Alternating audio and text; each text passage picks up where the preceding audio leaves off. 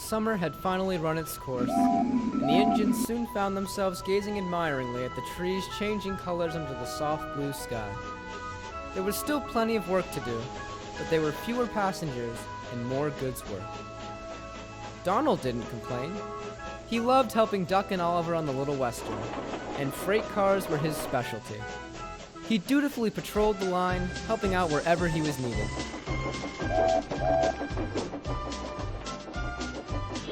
One morning, Donald was puffing under a bridge when a nasty rail derailed his front wheels. He crashed into the supports, and the bridge fell through. The situation did not improve when Frank discovered that there was nothing underneath his wheels, and he fumbled alongside Donald. Well, Donald, I can't wait to hear this one explained. How in the world did you manage this? Hey, no, you can't control fate, can you? This has nothing to do with fate, you fumbling klutz! Mike was watching from a distance, rather amused. Idiots. Later, the fat controller spoke to Duck and Oliver.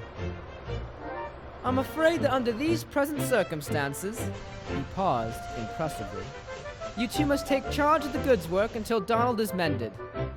Douglas is working on Edward's branch line, and I can't spare another engine. Duck and Oliver agreed.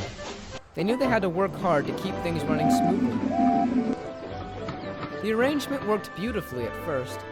The two engines took everything in turn so that everything ran like clockwork. With all said and done, they were enjoying the extra exercise in the cool autumn weather. Then one day, there was trouble. Oliver was waiting at a station with his last passenger train. He had made good time and was looking forward to a nice rest. Then a workman came up. Duck hasn't passed his block. The signalman alerted us that something might have gone wrong up the line. Can you please investigate? Well, I'm going to be late, sighed Oliver. He left his coaches at the station and puffed away to rescue his friend. He found Duck a few miles off. One of his side rods was horribly mangled, and he couldn't move. Something snapped, Duck said sadly. It was a pleasant run, really. Beg pardon, Oliver, but could you take you to the yard? Why, yes, thank you. That would be splendid. Oliver sauntered along to the head of the train, and when everyone was ready, he pulled Duck and his train all the way home.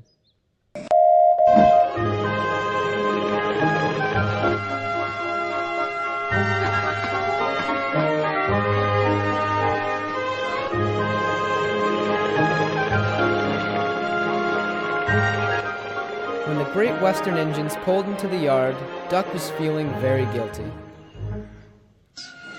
Beg pardon, Oliver, but I'm sorry for making you late. I call it fashionably late, in my opinion, and we couldn't move until the line was cleared. I couldn't let one of my friends be a sitting duck. Now could I? Oliver went back home, and Duck smiled broadly. That's what being a useful engine is all about, he said, rising to the occasion.